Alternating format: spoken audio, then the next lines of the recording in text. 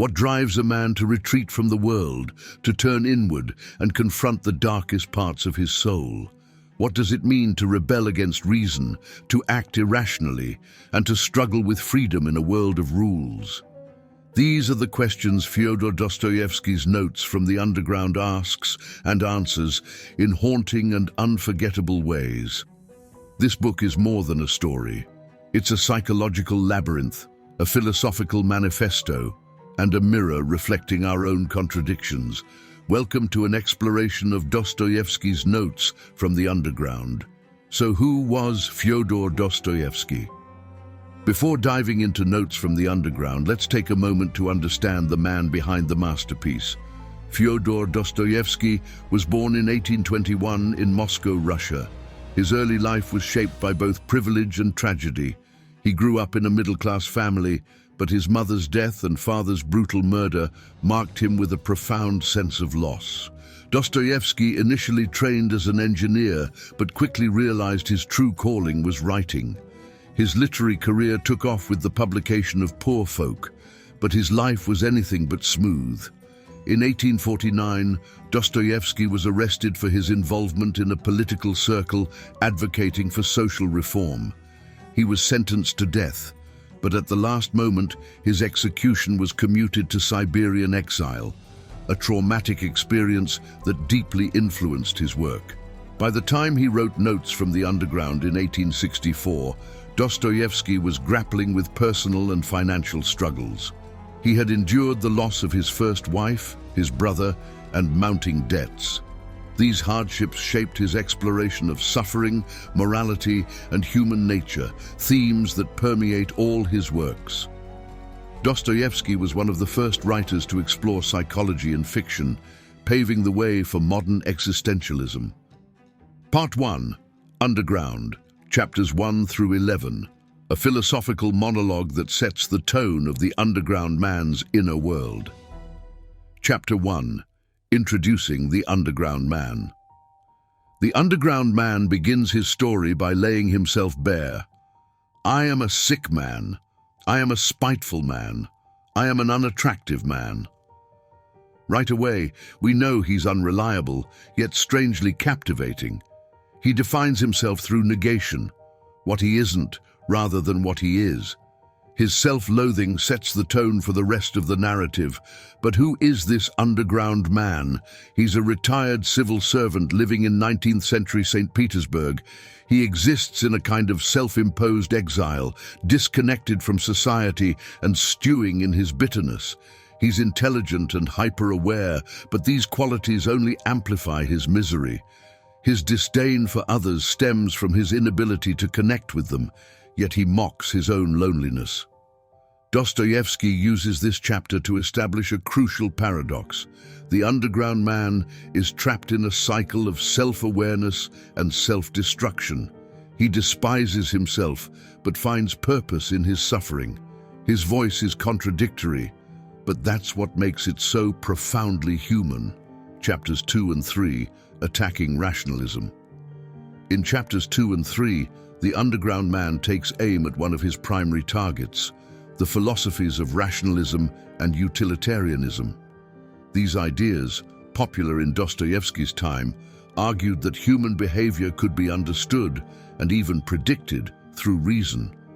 Utilitarianism in particular posited that humans naturally seek to maximize pleasure and minimize pain. The underground man mocks this idea mercilessly. He describes a hypothetical utopia symbolized by a crystal palace where all human needs are met and life is perfectly rational. But instead of celebrating this vision, he ridicules it. Man does not strive for happiness, only the Englishman does. He argues that humans are not purely rational beings. In fact, we often act against our best interests, driven by emotions, pride, and the need to assert our free will. He suggests that in a perfectly rational world, humans would rebel out of sheer boredom. This chapter introduces the central theme of Notes from the Underground, the tension between free will and reason. For the underground man, the ability to act irrationally, even self-destructively, is a fundamental aspect of human freedom. Chapters 4 and 5, Free Will and Irrationality. The Underground Man expands on his critique of rationalism by diving into the concept of free will. He argues that the freedom to act irrationally is what makes us human. Even if science could predict every aspect of human behavior, people would deliberately defy those predictions just to prove their autonomy. In his words, what is man's primary desire? To act as he wills, even if it's to his own detriment. He suggests that acts of rebellion, chaos, and even cruelty stem from this desire for self-determination. Rational systems like utilitarianism, which prioritize efficiency and happiness, fail to account for the messy, unpredictable nature of human beings. This chapter reveals Dostoevsky's critique of Enlightenment ideals. The Underground Man's defiance of reason echoes the existentialist belief that humans are defined by their choices, even irrational ones. Chapters 6 through 8, Suffering as Identity. In chapters 6 through 8, the Underground Man delves into the role of suffering in human identity. He claims that pain is not just inevitable, but essential to understanding oneself. He even embraces humiliation as a way to assert his individuality. I don't ask for forgiveness, I ask for punishment. For the Underground Man, suffering is a form of rebellion. It's a way to assert his humanity in a world that seeks to reduce him to a cog in the machine. He mocks the idea that suffering can be solved by science or social progress. Instead, he sees it as an integral part of life, something that gives depth and meaning to human existence. This chapter underscores one of Dostoevsky's key ideas, that true freedom comes not from avoiding suffering, but from confronting it head-on. Chapters 9 through 11, The Walls of Reality. In the final chapters of Part 1, the Underground Man introduces the concept of the wall. The wall represents the immovable truths of life, things like the laws of nature or human mortality. He rages against these limits, but he also recognizes their necessity. What can one do against the wall? Resign oneself to it silently. This mixture of rebellion and resignation encapsulates the paradox at the heart of his philosophy. The Underground Man is both defiant and defeated, constantly struggling to find meaning in a world that imposes limits on his freedom. These chapters prepare us for Part 2, where his ideas are put to the test in real-life interactions. Part 2, apropos of the wet snow, chapters 1 through 10. Part 2 is a narrative section illustrating how the Underground Man's philosophy plays out in real-life situations, exposing his contradictions and vulnerabilities. Chapters 1 through 3, The Dinner Party. Part 2 opens with the Underground Man recounting an event from his past, a farewell dinner for an old schoolmate named Zverkov.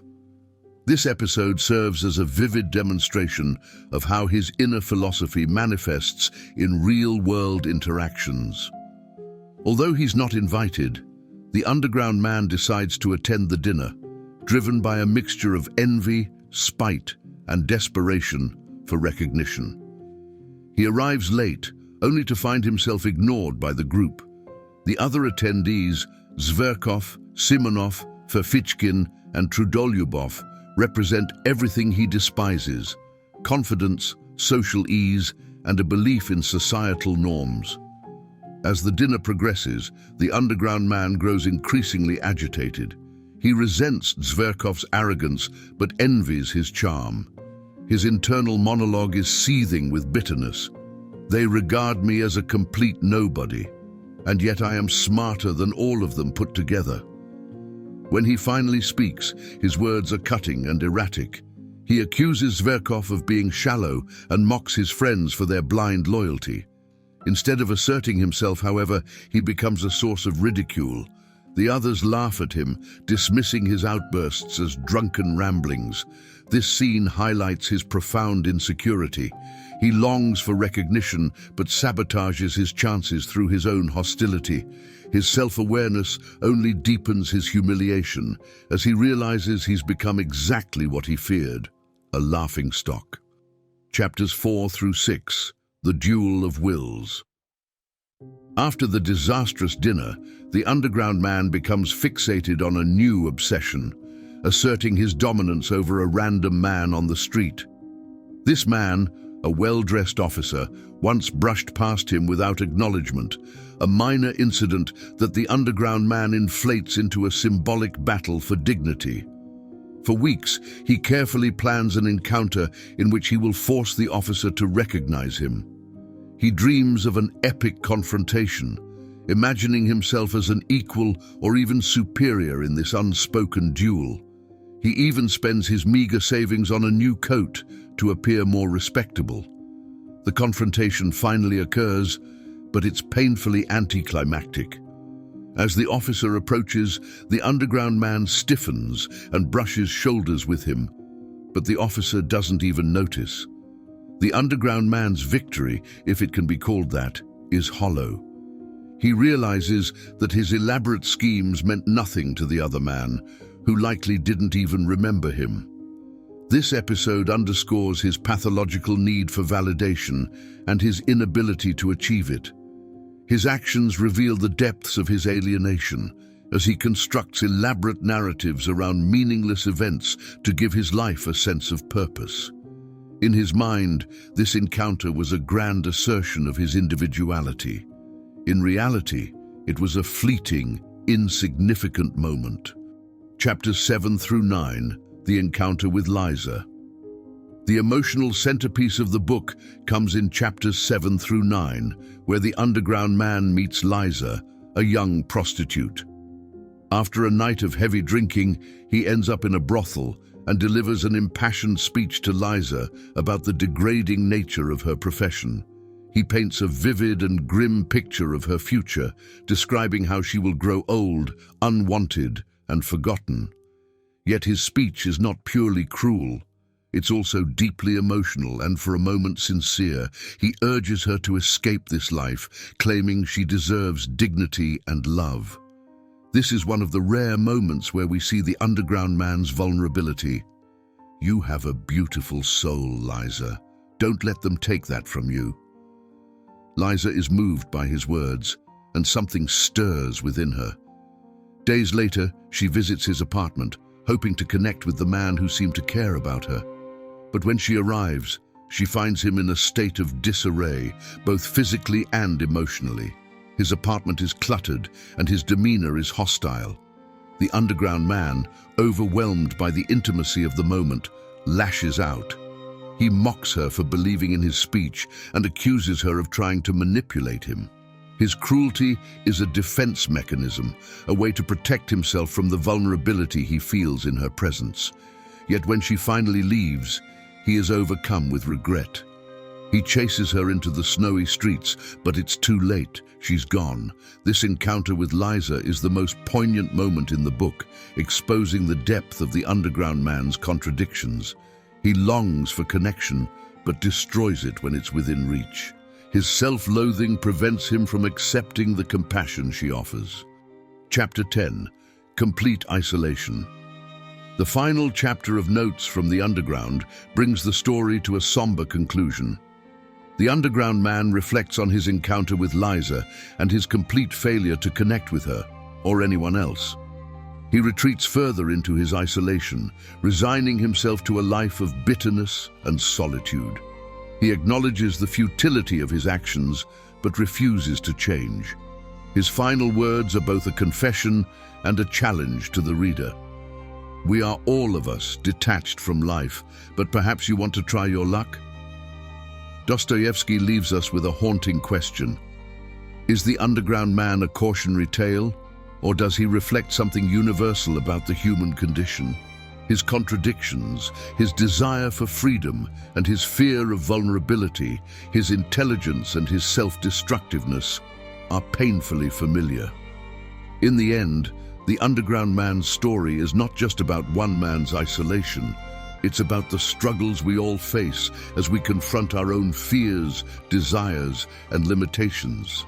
As the final words of Notes from the Underground linger, we're left with a haunting realization. The underground man is not just a relic of 19th century Russia, he is us. His voice echoes in our doubts, in our restless thoughts, in those moments when we question our place in the world. Like the underground man, we too wrestle with the paradoxes of modern life, the craving for connection, but the fear of vulnerability, the pursuit of meaning in an increasingly chaotic world, and the tension between reason and the irrational depths of our emotions. Dostoevsky forces us to ask uncomfortable questions. What does it mean to be free? Can we ever truly know ourselves, let alone others? And in a world where suffering is inevitable, can we find meaning or even beauty in it? The underground man's story is a cautionary tale, but it's also an invitation to look inward. His flaws and contradictions might seem extreme, but they are a magnified reflection of the conflicts we all carry. He is, in Dostoevsky's words, a character from the recent past, but one who may also belong to the future. As we close this chapter on Notes from the Underground, one question remains. How will you respond to the underground man? Will you retreat into your own walls of cynicism and isolation, or will you confront the messy, unpredictable beauty of life head-on? Perhaps the underground man is right in saying that we are detached from life, but perhaps by recognizing this, we can choose to engage with it in ways he never could.